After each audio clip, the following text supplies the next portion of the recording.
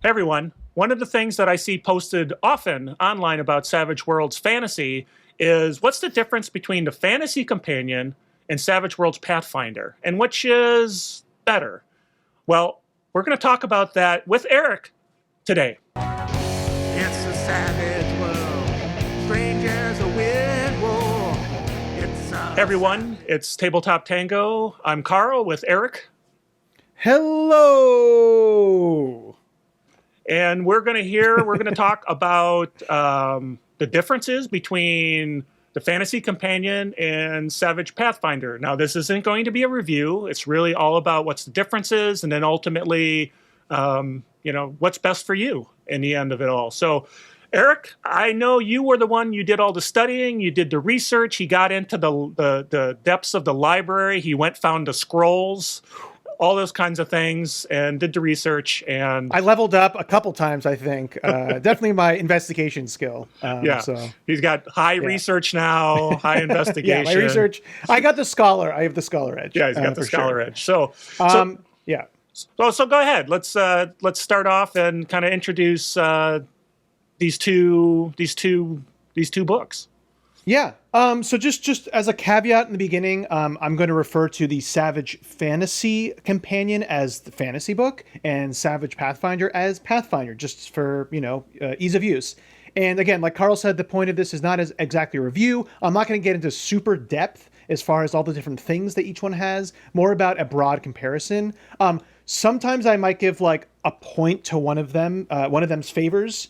But that should always be taken with a grain of salt. It's kind of just a light-hearted addition for me. And ultimately, this is just for players who have one of them or who have neither and want to know if having both or having the other one makes sense. Just a couple of other caveats. The APG for Savage Pathfinder is coming out soon. That's going to introduce a lot more edges and class edges. An APG including like the Summoner. Yeah, I don't know if it's exactly called the APG, but it's the Advanced Player or something. I am not including the Savage Pathfinder companion book, which is mostly lore and has some very specific faction-based prestige edges in it. And right now we're using the versions of Savage Pathfinder as 1.7 and Savage Fantasy of 1.5. So I just wanted to get those caveats out. And I'm going to go do this very quickly. So let's start. So we should start off with kind of the overall fundamental difference, because one's a companion book and one isn't a companion book. So do you want to cover that a little bit?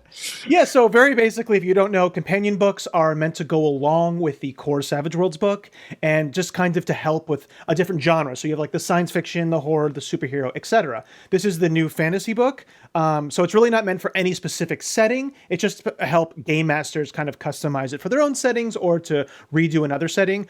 Savage Pathfinder is kind of almost a pretty unique thing. I mean, they've done it with a couple of other settings, but it's an all-in-one book, meaning that the core rules are shoved together with all the Pathfinder rules. And it's really meant for you to use the Savage Worlds rules to play the kind of Pathfinder 1E adventure paths, the APs, or to do your own custom games in the Galarian setting. Yeah, and that's important. So they have a very different, function. Yeah, that's a very important point. Very important point is that the Savage Pathfinder is a standalone book with all the rules you need to play. You don't need a core book versus a companion. You need a core book. That's always people. I see that asked a lot as well. So, there was changes made in Savage Pathfinder that definitely influenced both the fantasy book and even the core book on some of the powers. So there was definitely in some ways it was almost like a testing ground. I don't actually know how they wrote everything, but that's what it seems like to me. Okay, so one of the things obviously that we would start off with in most setting books and that sort of thing is characters. Creating characters, things about them, obviously hindrances, edges, ancestries. So let's go ahead and start with, how about we talk about the ancestries and what that means and what's difference between the two? So ancestries are the Pathfinder name for races that you'd find in Savage Worlds. So again, Savage Pathfinder has 7 specific races that are directly influenced by Pathfinder 1E. And they use an actual 4-point character creation almost variant where you end up with 4 positive racial points. So that's definitely a more powerful races compared to most Savage Worlds games. The fantasy book has actually 29 included races, and these really run the gamut. And they're normal 2-point races. Now they do say in there that if you want them to feel kind of like Pathfinder, you can add 2 more points. But just so you know, when you get off the block, it's 7 specific races versus 29 specific races. So the fantasy definitely has more. The Savage Pathfinder book doesn't have any type of custom race ability like tables like you would see with the normal Savage Worlds when you want to customize your own races. Right. They do have some unique abilities that are in the races, kind of like Stone Cunning is a dwarf ability, and Elven Magic is with elves and half-elves. They also have No Magic and Iron Constitution. Now, just a quick note, both Stone Cunning and Elven Magic are actually edges in the Savage Fantasy book. So they've kind of taken those out of the Ancestry abilities of Pathfinder and put them in the Fantasy book. Now, as far as Fantasy goes, it does include a table that adds on some of those race modifiers or abilities, however you want to say it. They also tweaked some of the normal Savage Worlds one that are eventually going to be the normal. So something like the additional action ability, the price, I can't remember the specifics, but the price went up to like 5 points or something. They definitely increased the amount of race points it takes to have that. And the added ones for that are Breath Weapon, Camouflage, Cold-Blooded, Diminutive, Echolocation, and Phosphorescence. So there's definitely a little bit more here with Savage Fantasy. So as far as if I would give one that's kind of stronger, this definitely goes to Fantasy for sure, because it just has way more races and it has extra abilities. But of course, if you're paying with Pathfinder, then you're just using those races. But you could build, with all that included in some of these edges and that sort of thing, you could build something equivalent to any of the Pathfinder ancestries. Oh, absolutely. Yeah. They have pretty much everything that is being used. You can rebuild for sure. Yeah. Right. Okay. Awesome. So what we know goes right hand in hand, right, with creating characters is the hindrances and edges. You want to kind of talk a little bit about if there are any differences or what they look like, or yeah. So Savage Pathfinder doesn't actually include any new hindrances. When I say new, I mean from the core Savage Worlds book. It does have 2 that are kind of live within the class edges, which is the armor interference and the armor restriction hindrances. And those are kind of like the class balancing mechanics there. While Savage Fantasy has 12 completely new hindrances, and some of those go along with the arcane backgrounds. And that includes the armor interference, and that's for like the magic using characters, just to kind of limit what armor they can use. So again, I'm not going to go through all of them, but this is kind of a point towards Savage Fantasy. You're really not getting any unique hindrances here with Savage Pathfinder at all. okay. And what about I know edges are always where people have the excitement. Yes. This one took and I a lot. read it, and I read the books. I didn't study them, and there's a lot there for sure. So. Yes, this is a lot, and this is not going to be exact when I'm talking numbers. But first and foremost, is that the expression? I don't know. I did a lot of reading. Okay, I'm not with my right mind. So Savage Pathfinder has the class edge mechanic, as well as prestige edges. Savage Fantasy does not. So that is a huge difference. That is the very biggest quickly, difference. the class edges are a archetype of a class. They're not as same as like if you think of Rift archetypes or something. They're generally balanced around being like worth an edge amount, but the ones that give you more stuff have more hindrances built into them, and then they have like a bunch of other edges kind of in a tree that you can take at different ranks. So it's kind of semi-emulating classes, but not quite. It's still Savage Worlds, and you get the first one for free. So And that's there's- what class edges are. And we have a video actually on the we have a channel whole video, about well, you can explain a little bit, but if you want in depth on what class edges are and all of them in Pathfinder, there's a video on the channel all about that. So, but continue. Yeah, we go through the whole thing. We really deep dive into that. So that's the basics of it. Now, they say in the Savage Fantasy that they don't have it, but that's not entirely true. In actuality, the arcane backgrounds to me function almost like a class edge. I mean, you get, you get your arcane background, you get like powers, but you also get some little bonuses for those powers, and you often get a hindrance or two hindrances, and they all have exclusive edges towards them. So in reality, while none of the quote unquote martial, there's no martial class edges in fantasy, the arcane ones pretty much are class edges. So, okay, that aside, fantasy took a bunch of edges out of the class edges, out of the martial class edges. Things like, favored foe out of ranger, martial flexibility out of the fighter, stunning blow out of monk. Those were all kind of ripped out and put in as generic edges that anybody could take, because again, there's no class edges. Also here, mystic powers was also kind of ripped out, and there's a bunch of those you can take with different kind of like packages.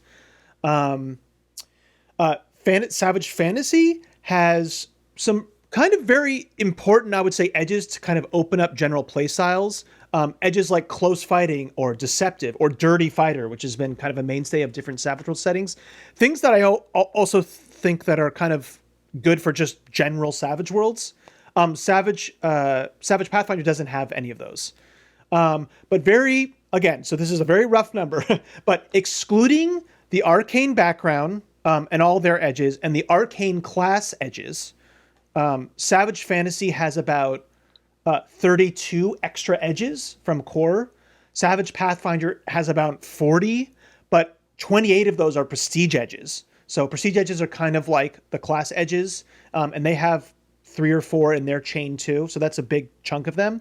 And then they both have the 17 added that are the same. So yeah, 17 edges from core, but their overlap between Savage Fantasy and Savage Pathfinder. So there's still a pretty good chunk of edges here that are unique to each one, even when there's overlap. And in the Fantasy Companion, there's kind of a call out that talks about the different martial classes and say, well, if you want to do a class, here's some things that you might think about.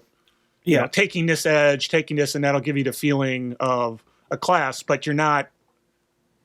Unlike Savage Pathfinder, you're not rigidly constrained. You must take this class edge in order to get this progression. So that's a little bit of a difference, obviously. So yeah, that's right. So there's a different, and at the end of the video, we'll kind of talk over all of these, but very generally, that's the big difference. Yeah, I think that pretty much covers the edges as far as a general overview. Yeah. And so when you've got, so now you've got your 500 gold in your hand, and you want to spend it. So I'm guessing there's not a ton of difference in gear, but where did they do different? Is there a lot of difference? Yeah. There is some differences. And going back to edges, as far as giving one a point or not, this is kind of a draw. I really like class edges. If you don't like class edges, then obviously the Savage Fantasy is going to be better. And they really have some unique edges. So to me, this is a draw there. Oh yeah. So going back to gear, the kind of general gear, adventures gear, whatever, that's pretty much the same. Special materials like mithril, cold iron, that stuff. It's mostly the same. Some of them have different names in Savage Fantasy, and Savage Fantasy actually has 2 more. So there's a little bit more flexibility. Now here's where fantasy wins out a little bit. Savage Fantasy has poisons, a bunch of poisons. Pathfinder does not. For armor and shields, Savage and Fantasy have an extra category called cloth, which is +1 armor. Savage Pathfinder doesn't have that. They just have light, medium, and heavy. And Fantasy has 2 more barding options for your animals. For weapons, they're mostly the same stats. Fantasy wins out a little bit more here. Savage Fantasy has 42 martial weapons and 23 ranged weapons, and Savage Pathfinder has 37 martial weapons and 20 ranged weapons. And you counted them all.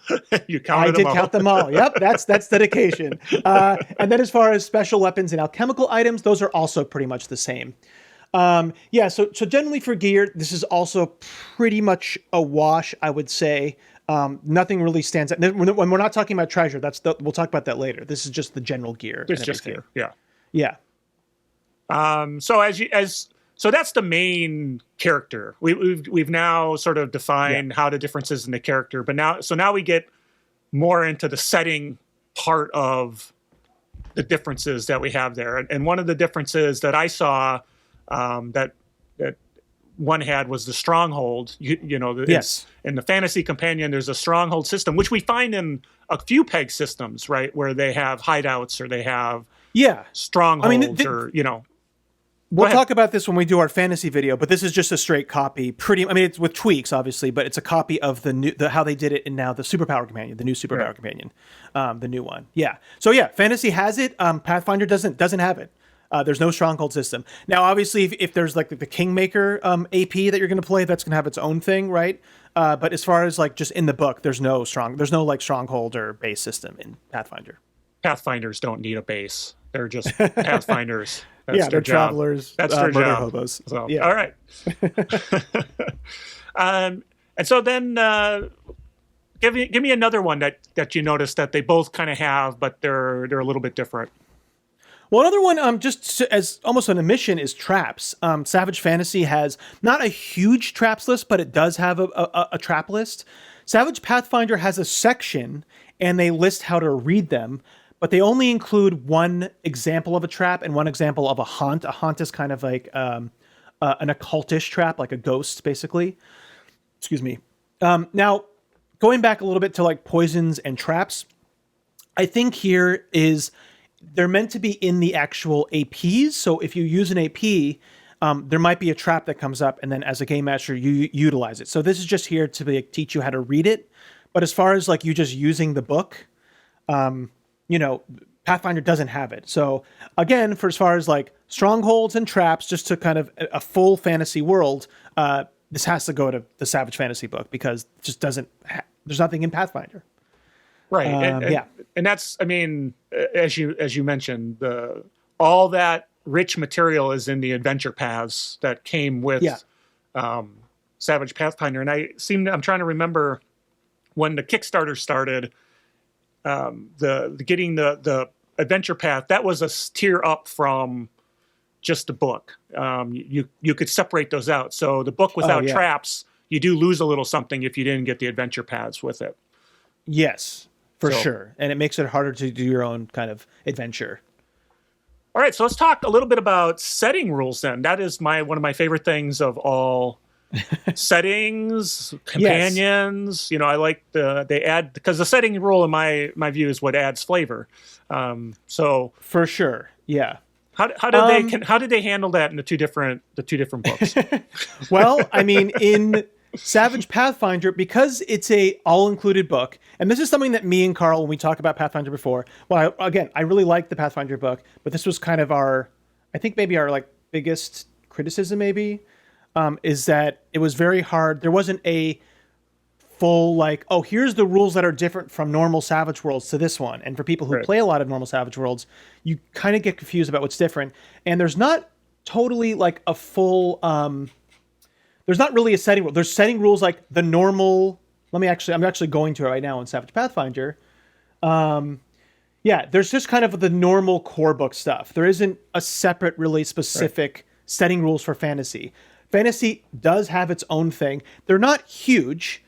It's only a couple of things, but it's definitely enough. Both have a downtime section that expands upon the normal downtime. And I think Pathfinder actually has a little bit more, maybe. I forgot to write this one down, so now I'm checking. But they both have a downtime that's pretty much the same. So that's the one that I would say that's for both favors. But otherwise, fantasy has a couple of them. And with Pathfinder, some of the like extra stuff is just included in the rules. And this is like Desperate Attack, which is a different, besides, it's kind of like a variant of Wild Attack. It's a separate thing that you can do. Where in, Savage Fantasy, this is called out separately. In Pathfinder, it's just kind of in the attack actions. Now, I'm pretty sure Savage Pathfinder is where the first concept of limited actions, or not concept, I should say, but like the naming of it, because they had this before in other Savage Worlds rules, but now there's something that's called limited actions. Limited free action, right? There's things that could be limited free actions. There's also things that can be limited actions. The limited part just means you can only do one of those things in a turn. So if you do a limited free action, you can't do another limited free action. If you do a limited action, you can't do another limited action in your turn. Now, the only other thing I would say here is that Savage Fantasy is a little bit more updated as far as tweaks like Bound and Entangle changes that were done. And again, I said the version numbers up front, so Pathfinder might get an update to this, but as of now, there's definitely some tweaks here that Pathfinder doesn't have that Fantasy does. And the Bound and Entangle are kind of the biggest ones that I can think of, because that was a big change. And if I'm not mistaken, the Horror Companion, they updated it there too. They put the same text I would in to assume update it. Yeah. So that They would have to, because this is a lot of the things that were done a little bit in Pathfinder, but then in Savage Fantasy, this is now the norm for even core Savage Worlds. So a lot of these changes, things like like I said, like for the multi-action racial ability, stuff like that, that's just going to be the norm now. And also changes to powers. So, yeah. Wow. Speaking of powers, Good we segue. are to that stage in the evening when we talk about arcane backgrounds and how they're all handled. And this should be pretty rich, because a big part of any fantasy setting is powers. Yes. So there should be some interesting nuances here, especially since you got lore on one side and how that plays into the magic system. So let's talk about that. Yeah. So again, Savage Pathfinder has the arcane class edges, and those are the certain classes that are the main spellcasters. Things like Bard, Cleric, Sorcerer, Wizard, etc. So there's 5 main class edges, arcane class edges. And as I said, Bard, Cleric, Sorcerer, Wizard, and Druid. Now with Savage Fantasy, there's 14 arcane backgrounds, including the 5 ones they have in Savage Pathfinder. Now, Bard is mostly the same. Cleric is mostly the same. There's a couple of changes, and Bard has 1 omission in it. But then Wizard, Sorcerer, and Druid are pretty different, and Wizard and Sorcerer is vastly different between Fantasy and Savage Pathfinder. So 5 arcane class edges in Pathfinder and 14 in Fantasy. And now, like I said before, these arcane edges in Fantasy are pretty much class edges. Each one has, your power list. It has little like added features. It often has a hindrance to balance that out. And then they have 2 to 3 exclusive edges in each for Fantasy in each of these arcane backgrounds. And also, a lot of the edges that are found in, because like I said before, the class edges in Savage Pathfinder have 4 exclusive edges, and they're ones that you can take at Seasoned, Veteran, Heroic, and then there's like the Novice one. A lot of those are also found in Savage Fantasy. Like the Cleric might have the Favored Powers edge in it. It might also have the one that gives you like the Mega Power modifiers, whatever they're called. Savage Fantasy has these as separate edges. So again, you can pretty much have all of the stuff that the arcane class edges have in Savage Pathfinder, if that makes sense. If I'm not losing the kind of you didn't lose me. Here. And if you didn't lose me, then I doubt you lost anyone else. So very good. Okay, so now Favored Powers is a little different here. In Savage Pathfinder, it's 3 set ones, which actually if you look at our tweaks video, that was one that I had tweaks for. In Savage Fantasy, it's only 1 power, and it's a free choice that you can take. You can choose which one it is, but you only get 1 power. So there's a couple different versions there. Now, the tweaks between the 2 kind of main class edges, I actually mostly prefer the Savage Pathfinder versions. Like, when we talk about the Sorcerer, I vastly prefer the Savage Pathfinder versions. Wizards, I way prefer the Pathfinder's versions. Bard is a little bit better. And also Druid. I way prefer the Pathfinder version. So again, you're getting a lot more in the Fantasy ones, and they're, like things like the Illusionist or the Summoner, and we're going to talk about all these when we do our Fantasy video. But yeah, so I think that covered it all. There's definitely still some, if you have both, even though there's overlap, I still think it might be worth it, because the Sorcerer is so much beefier, and there's some unique options still. Now, do you think you could, remember what the 4-point versus 2-point, can we merge those in? Can we run our sorcerer like a Savage Pathfinder sorcerer and are using the fantasy companion? 100%. You could definitely take these in, and vice versa. You could import very easily, and I'll talk about this in the end more, but you could definitely import the arcane backgrounds from fantasy into Pathfinder and vice versa, for sure. It wouldn't Which take is that which much is tweaking. typical. Typically, you can pull that off, but since Yeah. Savage Pathfinder was a completely different setup, it may not have been as clear there. So Yeah. So arcade backgrounds, pretty rich, a lot of stuff there, edges, all that. What about the powers then that are applicable to to these powers or to these backgrounds?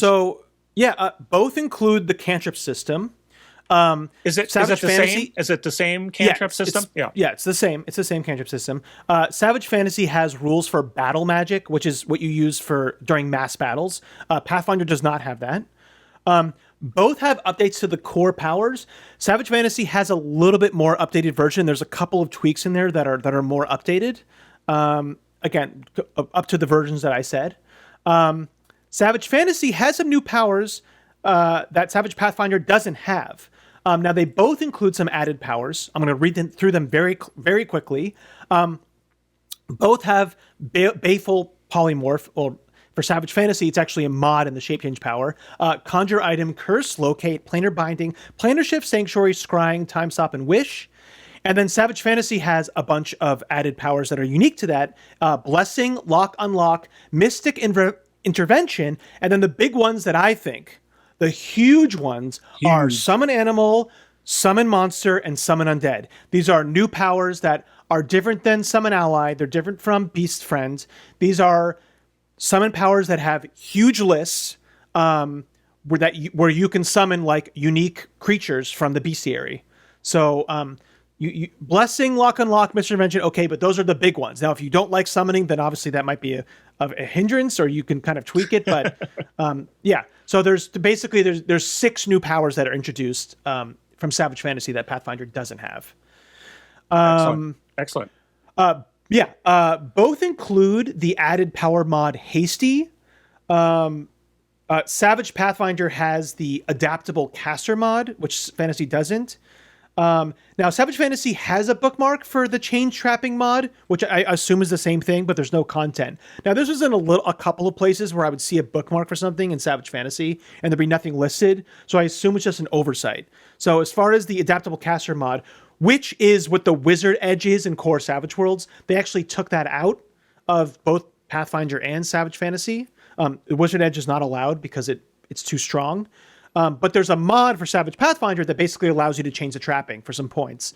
And I'm assuming the change trapping mod is the same thing. There's just nothing listed in the actual book.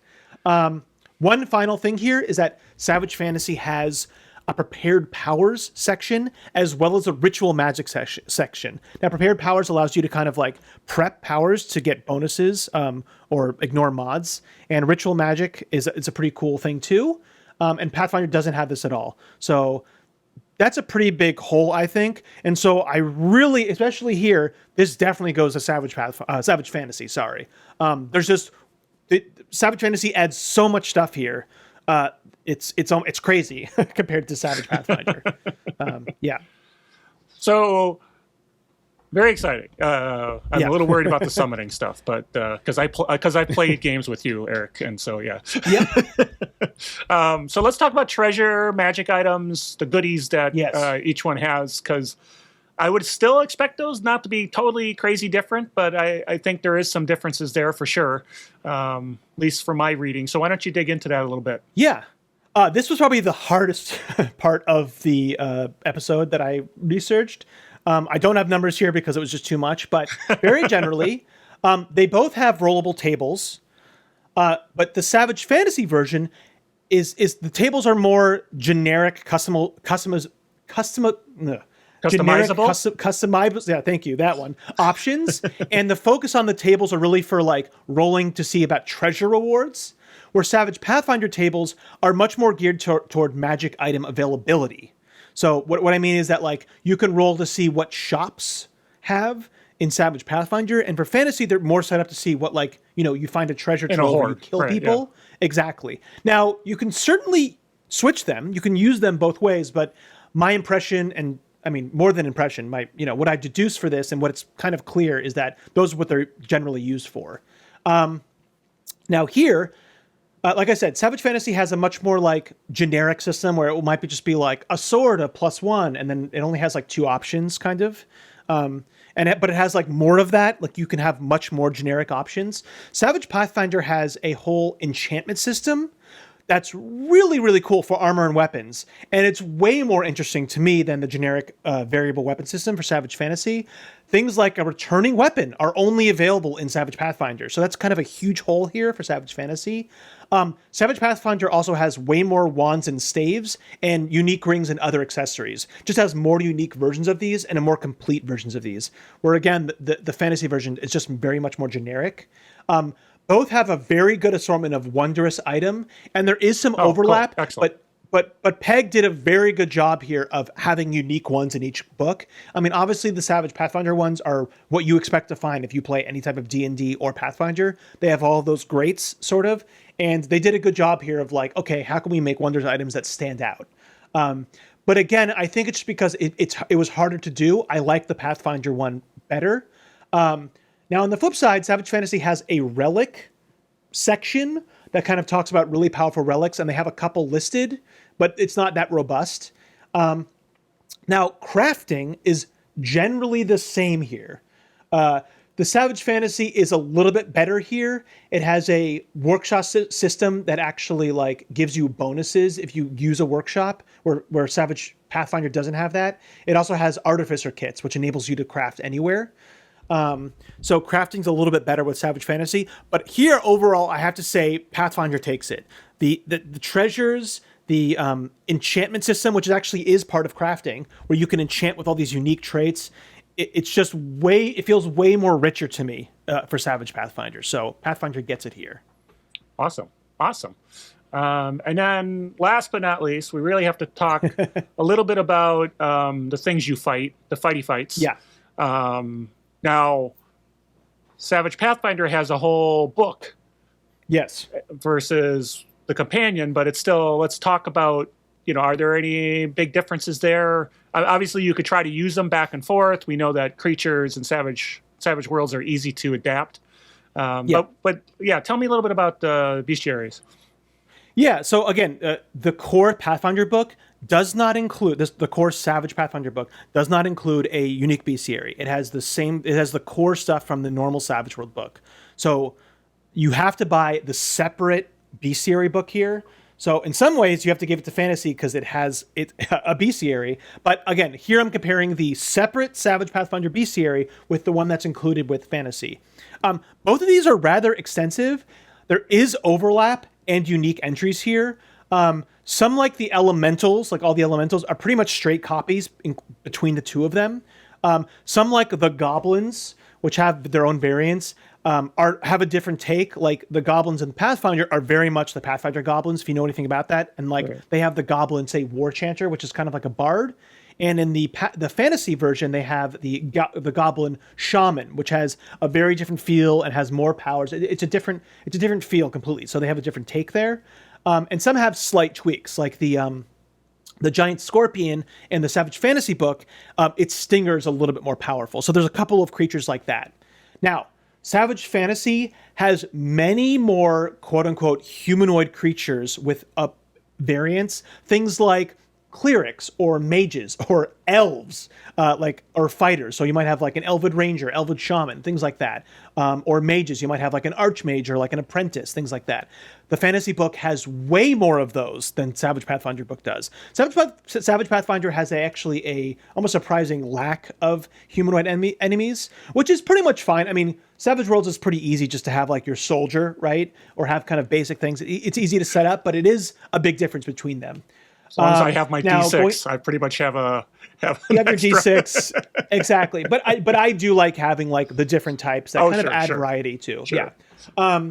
Pathfinder has a lot of those D&D Pathfinder favorites that has really cool monster designs. Things like forgive me if I'm pronouncing these incorrectly, things like the Remoraz or the Bunny Yip or the Aboleth. These are things that are noticeably absent from Savage Fantasy because, they're proprietary to 5e D&D and Pathfinder.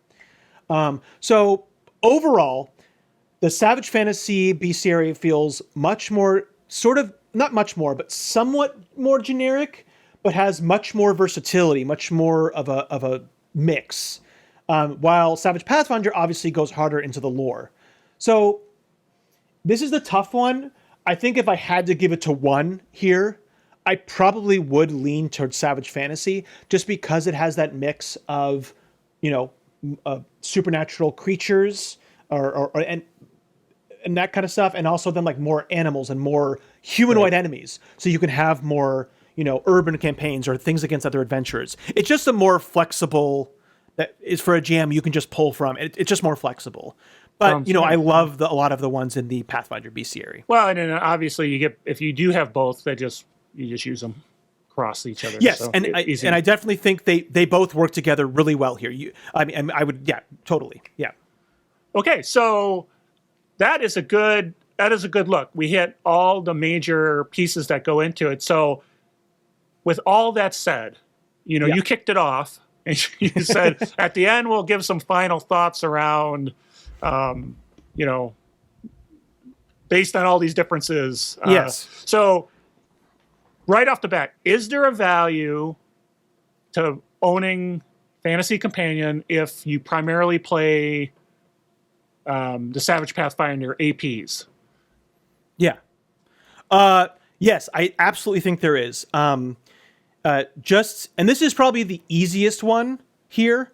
And also I'll just say up front, if you want to just think about if you're owning one of these, the advantage of Savage Fantasy is that you can customize all that you want. But if you want to do fantasy and Savage Worlds and you don't really want to bother with having to really, create your own setting and take the rules that you want, Pathfinder does make it easy as far as here's Savage Pathfinder, here's a fantasy things that you can use. You don't have to play in Galarian or whatever, but it's relatively quote unquote for Savage Worlds balanced. You know what I mean? As far as everything that functions. Also, it has the class edge system. So going back to your question, I do think there's value for sure, and it's the easier one to do because if you have and you play in Pathfinder or you just like using that book better, with Savage Fantasy, you could just kind of pick specific things really easily and put them in, right? To an already kind of strong setup base, if that makes sense. Yeah, and for my Dragonlance game, Fantasy Companion wasn't out yet. So I did use Savage Pathfinder,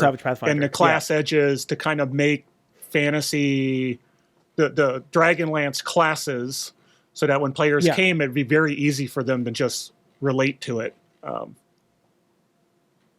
Yeah, absolutely. Yeah, I think a lot of people did because it came out so much before. So yeah, if you have the Pathfinder book, taking maybe if you wanted to add some new ancestries, right? Some new races. Some more hindrances are always welcome to have. Like I said, there's a couple edges like Dirty Fighter. That stuff is great to have. And then I think Bestiary 100%. Add in some new creatures. Add in those humanoid enemies. That's great for right there.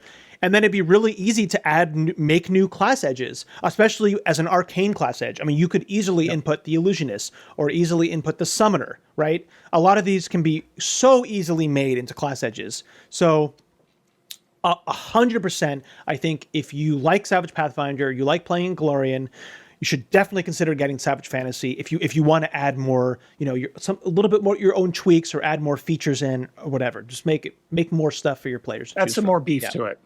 Yes. So now, kind of a little bit thinking about the opposite. Is there really value in owning both of them? If all you're doing is kind of homebrew your own stuff, you're not playing in Galarian. What do you think about that? Is one better than the other? Should we just go with one versus the other, or should we do both? What are your thoughts there? Yes, I still think 100%. I think there's value here. Not as much as the opposite way, because you're already kind of custom making everything. But you're not going to get a lot of ancestries, hindrances. You will get unique edges. And for me, the main reason why you want to do that is you want more creatures, and you want to introduce class edges and the prestige edges. Remember, 20. What did I say? 28 of the edges that are added in from Savage Pathfinder are prestige edges, and so adding in the class edges, adding in the prestige edges. Now this would take more work because then you have to take out the overlapped edges, right? So we're talking about like mystic powers, the favored foe, right? Those would become not available for anybody to use because now you're utilizing the class edges. But if you want a feeling of more like that classic class-based system, then having the Pathfinder book would really help you with that. And it adds a lot of cool prestige edges. And again, the Bestiary, right? 100%. Having more creatures is always great. So I do think there's more value here. And sorry, the whole enchanting system, like that is just so much better than what Pathfinder Fantasy has.